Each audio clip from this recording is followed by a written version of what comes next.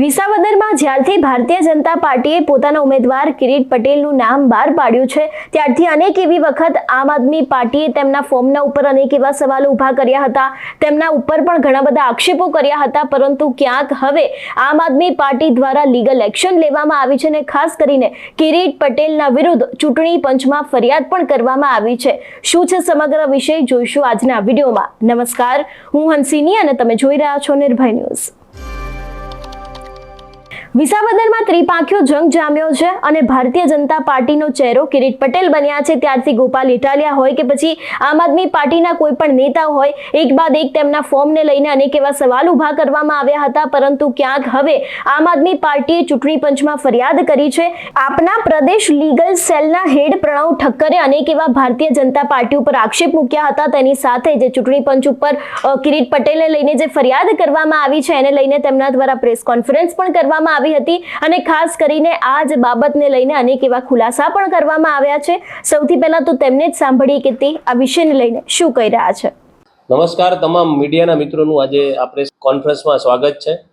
આજે આપણે વિસાવદરનું જે પેટા ચૂંટણી થઈ રહી છે એમાં ભારતીય જનતા પાર્ટીના કેન્ડિડેટ દ્વારા કેવી ગડબડ કરવામાં આવી રહી છે અને કાયદાકીય રીતે જે કંઈ ઇલેક્શન કમિશનની ગાઈડલાઈન હોય એનું પાલન કરવામાં આવી રહ્યું નથી તેના વિશે આજે વાત કરવાની છે।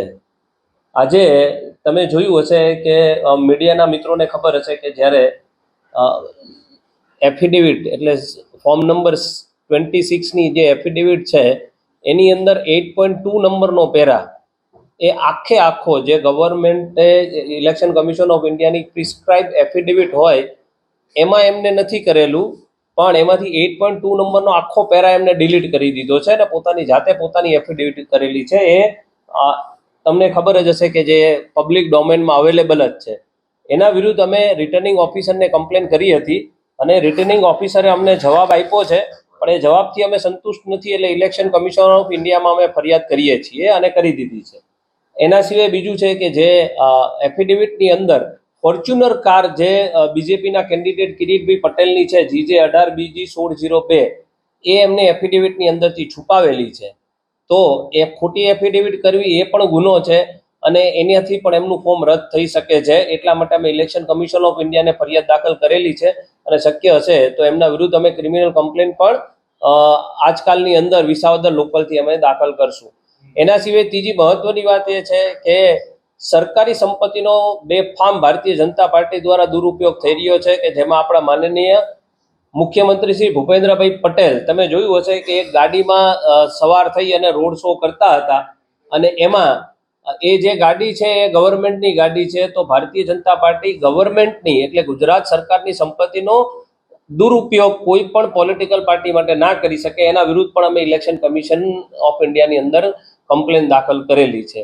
અને મારે વિશેષ કરી અને વિસાવદરની જનતાને કહેવું છે કે તમે પોતાનો મત વેડફતા નહીં, કારણ કે જો આમનું નોમિનેશન રદ જ થવાનું છે અને જો માની લો કે કદાચ જીતવાના નથી પણ જો જીતી જાય તો પણ તમારા આપેલો મત છે વ્યર્થ જશે, કારણ કે ભવિષ્યમાં એમનું નોમિનેશન અથવા તો એ જીતીને આવશે તો એમની ડિસ્ક્વોલિફિકેશનની પ્રોસેસ થવાની છે। એટલે વિસાવદરની જનતાને વિનંતી છે કે તમે પોતાનો મત વેડફતા નહીં અને માનનીય શ્રી ગોપાલભાઈ ઇટાલિયાને મત આપી અને તમારું અને તમારા વિધાનસભામાં મજબૂતાઈ રીતે કોઈ તમારો રિપ્રેઝેન્ટેટિવ આવે એટલા માટે ગોપાલભાઈ ઇટાલિયાને જીતાડવા વિનંતી છે। પ્રણવભાઈ, ફ્રી ફેર ઇલેક્શનની વાત ઇલેક્શન કમિશન દ્વારા કરવામાં આવે છે, એટલે કોઈ પણ ડર વગર ઇલેક્શન કમિશનમાં જે રહેલા જે અધિકારીઓ કર્મચારીઓ હોય એ કામ કરે, તો તમને લાગે છે કે ભૂતકાળમાં વિપક્ષના જે કોઈ ઉમેદવારો હોય તેમના ફોર્મ રદ થયા પણ જોયા છે, પરંતુ સત્તાપક્ષના જે ઉમેદવાર આવી ભૂલો કરતા હોય, આટલી ગડબડો થતી હોય તો કાર્યવાહી નથી થઈ રહી તેવી હોવી જોઈએ, તમે શું માનો છો ઇલેક્શન કમિશનના આ દાવો? સ્પષ્ટપણે દેખાઈ આવે છે કે election commission of India Bharatiya Janata પાર્ટીના દબાણમાં અને વશમાં આવીને કામ કરે છે। સરકારી કર્મચારી છેક નીચા લેવલનોથી માંડી અને ઇલેક્શન કમિશન ઓફ ઇન્ડિયાના કમિશનર સુધી તમામ લોકો, કારણ કે રિપીટેડલી ઘણી બધી અમે એવી કમ્પ્લેન કરેલી છે, 2022માં પણ કરેલી છે, આ દિલ્હીના ઇલેક્શનમાં પણ કરેલી હતી, અત્યારે પણ અમે આ કરેલી છે, છતાં પણ રિટર્નિંગ ઓફિસરે બરાબર આનું ફોર્મ રદ જ થવું જોઈએ કિરીટભાઈ પટેલનું, છતાં પણ એમને ફોર્મ રદ ના કર્યું। હા, અમને એવી જાણવા પણ મળ્યું છે કે એમને એવું છે કે ના ના વાત તમારી સાચી છે, પણ હવે અમારે દબાણમાં છીએ, એટલે ભારતીય જનતા પાર્ટીની ખૂબ જ દાદાગીરી સરકારી તંત્ર ઉપર ચાલે છે અને ઇલેક્શન કમિશન ઓફ ઇન્ડિયા ઉપર ચાલે છે. રિસ્પોન્સ મળી રહ્યો છે ઇલેક્શન કમિશન તરફથી? તમે જે રજૂઆતો કરી છે એટલે ત્વરિત જવાબ જે મળવો જોઈએ તમને જે ના, અત્યાર સુધી તો અમારી કમ્પ્લેન એમને રિસીવ થઈ છે, એનું રિસીવનો મેલ આવેલો છે, પણ હજી સુધી એના ઉપર કંઈ એમને એક્શન લીધા છે અથવા તો અમને કંઈ રિપ્લાય સબમિટ કરાવ્યો જો નથી. માની લો કે ઇલેક્શન કમિશનમાંથી તમને ન્યાય નહીં મળે તો પછી આગામી દિવસોમાં હાઈકોર્ટ કે પછી સુપ્રીમ કોર્ટ તરફ જવાની તમારી તૈયારી? એટલે અમારી પાસે એક જ રેમેડી બચે છે કે હાઈકોર્ટની અંદર અમારે ઇલેક્શન પિટિશન ફાઇલ કરવી પડશે, અથવા તો ઇલેક્શન જો એમનું નોમિનેશન રદ ના થાય તો એના માટેની તજવીજ કરવી પડશે. તમારું શું માનવું છે આ વિષયને લઈને અમને કમેન્ટ કરીને ચોક્કસથી જણાવજો. તેની સાથે જ અમારી ચેનલ નિર્ભય ન્યૂઝને લાઇક, શેર અને સબસ્ક્રાઇબ કરવાનું ભૂલશો નહીં. નમસ્કાર.